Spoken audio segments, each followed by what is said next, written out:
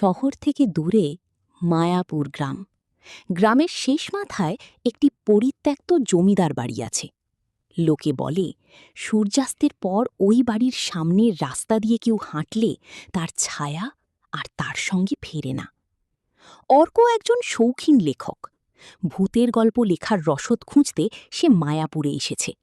হাতে একটি টর্চ আর কাঁধে ব্যাগ নিয়ে সে ঠিক করল আজ রাতটা ওই জমিদার বাড়ির বারান্দায় কাটাবে।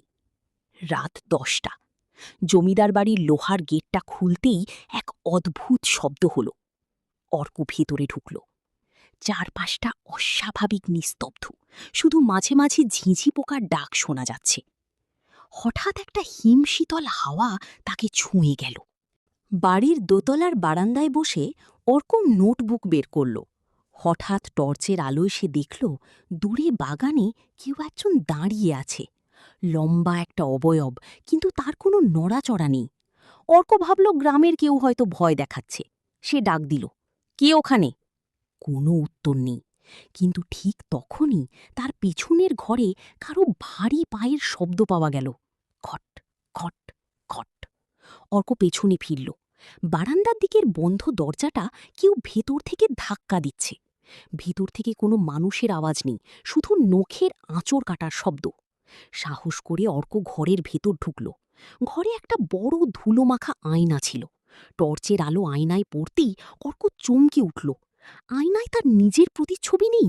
সে আয়নার সামনে দাঁড়িয়ে, কিন্তু আয়নাটা একদম শূন্য। হঠাৎ অন্ধকারের কোণ থেকে একটা খিলখিল হাসি ভেসে এলো। ছোট বাচ্চার হাসি, কিন্তু তাতে কোনো আনন্দ নেই। আছে শুধু একরাশ নিষ্ঠুরতা। ঘরের এক কোণে রাখা একটা পুরনো মোমবাতি নিজে নিজেই জ্বলে উঠল। সেই আলোয় অর্ক দেখল দেয়াল জুড়ে শত শত কালো হাতের ছাপ। প্রতিটা ছাপ যেন জীবন্ত হয়ে নড়ছে। অর্ক, ফিরে যাও। বাতাস থেকে ফিসফিসানি ভেসে এলো। অর্ক শিউরে উঠল। এই গ্রামে তাকে কেউ চেনে না, তবে তার নাম জানল কি করে? দেয়ালে ঝুলছে একটা বিশাল ঘড়ি। ঘড়ির কাঁটাগুলো উল্টো দিকে ঘুরতে শুরু করেছে। অর্ক বুঝতে পারল সময় এখানে স্বাভাবিকভাবে চলছে না। দেয়ালে টানানো এক জমিদারের ছবি। অর্ক দেখল ছবির মানুষটার চোখ দুটো নড়ছে। সে যেখানেই যাচ্ছে ছবিটা তার দিকে তাকিয়ে থাকছে। লাল রঙের কোনো তরল চুইয়ে বের হতে শুরু করল। চারপাশটা পচা মাংসের গন্ধে ভরে গেল। অর্ক বুঝল সে কোনো অশরীরী ফাঁদে পা দিয়েছে। টর্চের আলোয় অর্ক দেখল তার নিজের ছায়াটা দেয়াল থেকে আলাদা হয়ে গেছে। তার ছায়াটা তার কথা শুনছে না, বরং তার দিকে হাত বাড়িয়ে এগিয়ে আসছে। মেঝের এক কোণে একটা ডায়েরি পড়েছিল। অর্ক সেটা খুলল। শেষ পাতায় লেখা ছিল, আজ রাতে যে আসবে সে আর ফিরবে না।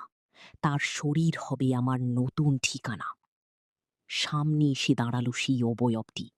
তার মুখে কোনো চোখ নাক নেই, কেবল একটা সাদা চামড়ার আস্তরণ। সে অর্ক